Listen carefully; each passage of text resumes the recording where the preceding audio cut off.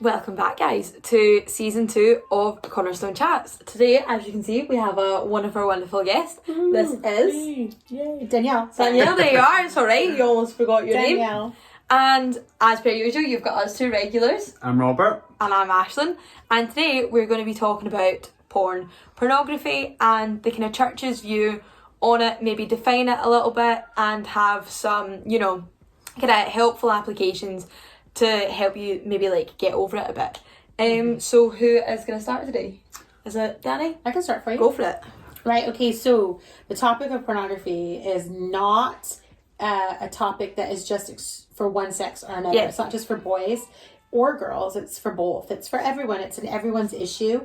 It's a kid's issue, it's a parent's issue, it's an adult issue, it's a public issue, it's a private issue. It's an issue, right? So I guess what I would like to start by saying is that when we talk about pornography, I will talk about some of the physical aspects of it, but also too, we want to keep in mind that the most important part is your soul. Yeah. Because God really nurtures the soul, He talks to the soul, He heals the soul.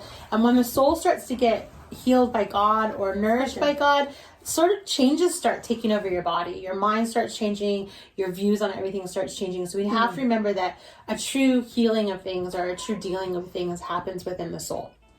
So there are biological effects of pornography, and when you have these images that you're looking at, they become imprinted in the front lobe of your brain. And everything that happens in your brain is a biological process anyway. So when you look at images, these images therefore produce biological sensations. So you're going to have a desire to do these things that you see. And like I was saying earlier, how one thinks is how one is. Yeah. So how one thinks is how their behavior will be. Yeah. So if we're looking and thinking upon pornography, then eventually our actions will want to live out those things. Now, what I was saying earlier is if you're a 13-year-old person and you're looking at these images, they're being processed in your brain and they're being stored in your memory so that you could recall them, whether you want to recall them or not. Because that's another thing. They could randomly just appear when they so choose. So they're in your memory and your body has a biological response to them. And if you're 13 years old and you have nowhere to place that response, you're either going to replace that response solely within yourself or you're going to bottle that up. Yeah. And then when you bottle that up, you end up sort of storing sort of a mentality about these things. And maybe the mentality would be that, the way that you view girls or the way that you view boys or the way that you view sex or the way that you view sexual life. And then what could end up happening is that you could act these things out later on in life in all the wrong ways. And the sex that you see in pornography is not what you should expect sex to be, because that is performance sex for a video camera, for the viewing, to get as many views as possible, as many people to watch it as possible, so that whoever's producing it can make as much money as possible. It's just part of a money machine. So the more graphic, grotesque, bizarre, weird, strange, the more our mind goes, what? What's going? What did you say? And then you're pulled into something that's not real anymore. It's just not real. And so your perspective and your view of what sex is and what sex is meant to be like. So they did do a statistic recently, and what they found is that girls were increasingly watching more violent pornography, and boys were already there, but girls are catching up because it's more, if you have a smartphone, a computer, an email address, it's all super easy. It's super easy to access it. And like I was saying earlier, you don't have to go looking for it. It comes to you. It's constantly being given to you for free. Like, people have a joke that if you're actually buying it, you're stupid because it's free. So what happens is when you start to store up all this stuff, let's say, and you're watching it, and then you actually go to have relationships with the people that you love, you genuinely think that what you saw is what you're supposed to be doing. So a lot of girls were getting confused about what sex was in high school. There's a really good book called, I'll have to find it for you. Oh my gosh, I can't think of it right now, but we can I link can it link down the below. bottom. Yeah. But they were finding that girls thought that, I don't know how much I'm allowed to say about what sex is and different types of sex, but girls thought there was a particular type of sex that was sex, and they didn't realize that sex was actually something else. Is that okay if I say it that way? Because I'm not So you're just saying it defines... There's a distorted view of what sex was. And there were certain acts that were being performed that girls thought that they were supposed to either do or have done to them. And that's not. But they weren't normal acts. They were actually considered to be more a violent, abusive act. So, and there's a whole aspect that enters into rape as well. Yeah. So, like if you haven't noticed it, my conversation went from something really mild to something really extreme, and I think the reason why is that's how pornography does. I would agree with you, and I think when you said it imprints on your head, that it makes you think. You get desensitized. Yeah. And it is like when you said it's like a drug. Yep. You take a little bit.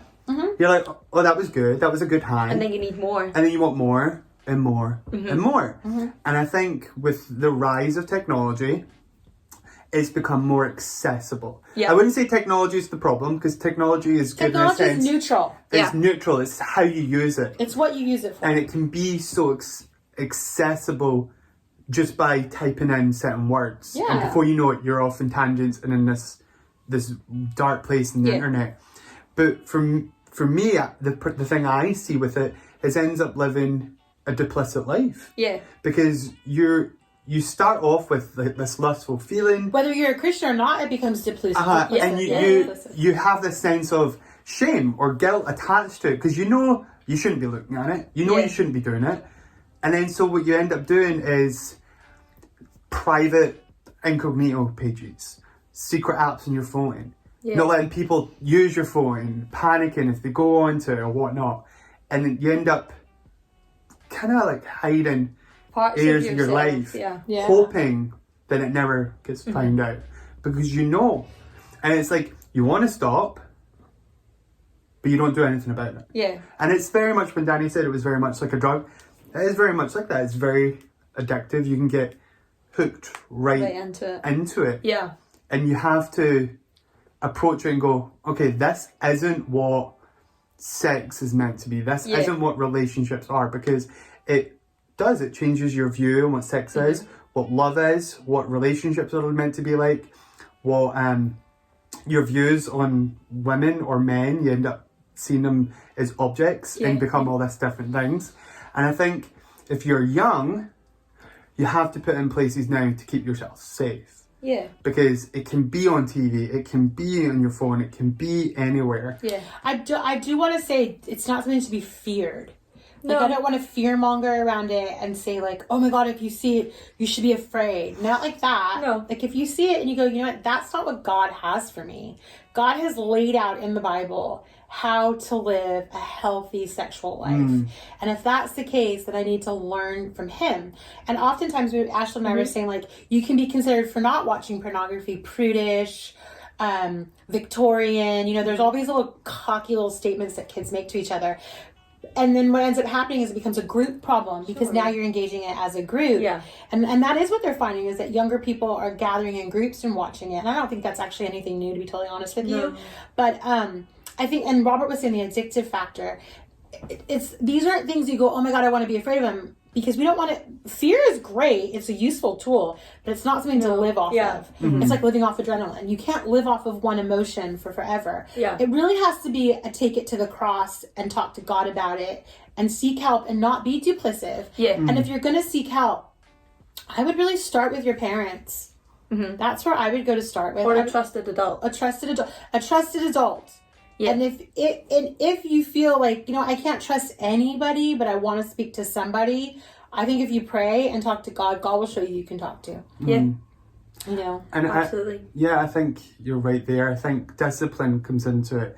If you're a person that's struggling with it, not even that, if you're not struggling with it, it's good to have discipline in the sense of not using your phone at certain times at night. Yeah. Because we've had that conversation before where it could be you end up watching stuff that you shouldn't be, so you chuck away your phone. You discipline yourself if you're struggling with it, because you're like, okay, this is a struggle, I'm keeping myself accountable, so I'm getting rid of my phone, I'm doing this, and I'm keeping everything. And tell people, like, help me stay accountable. Like, I'm using my phone at night.